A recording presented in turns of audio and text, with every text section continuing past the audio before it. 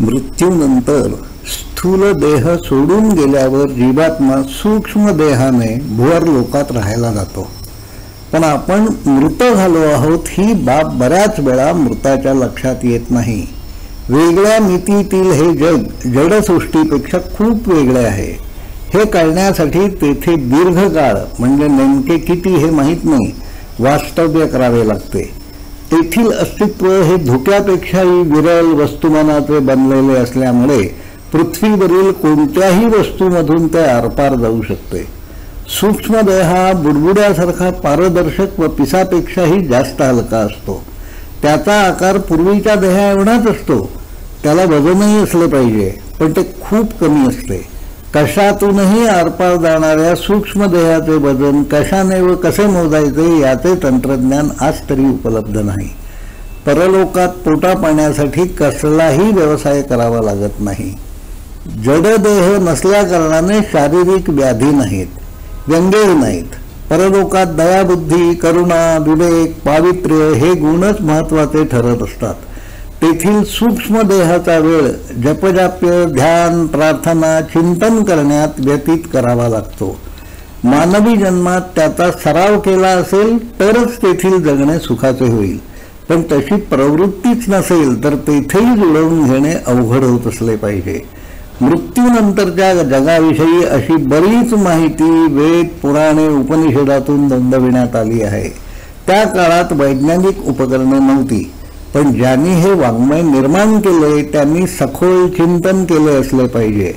कठोपनिषदातील दुसऱ्या वल्लरीतील 12व्या श्लोकात रचयिता लिहितो, ते तत्व गूढ अतिसूक्ष्म कुणा दिसेना, बुद्धीत खोल वसले पथ आढळेना, आहे पुराण परी आगम योगयुक्त, घे धीर जाणून तया सुख दुःख मुक्त.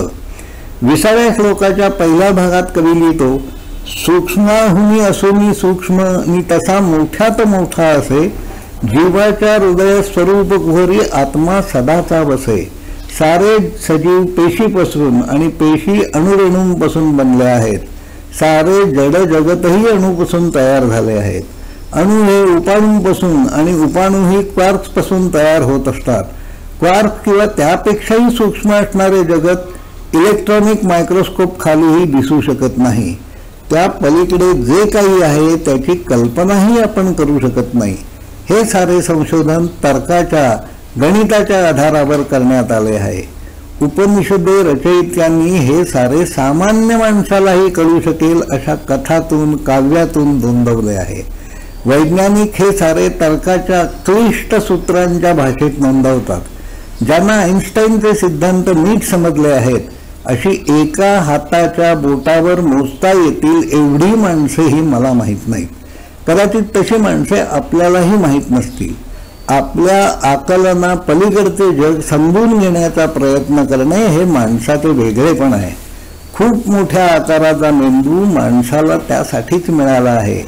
उत्क्रांतीच्या शिखरावर असणाऱ्या माणसाने त्या देणगीचा वापर करायला हवा. पुनर्जन्माची संकल्पना पटेल न पटेल पण त्यातील तथ्य जाणून घेण्यासाठी त्यावर सतत संवाद व्हायला हवेत. अशा संवादात सहभागी होणे आपल्यालाही आवडेल असे मानतो. धन्यवाद.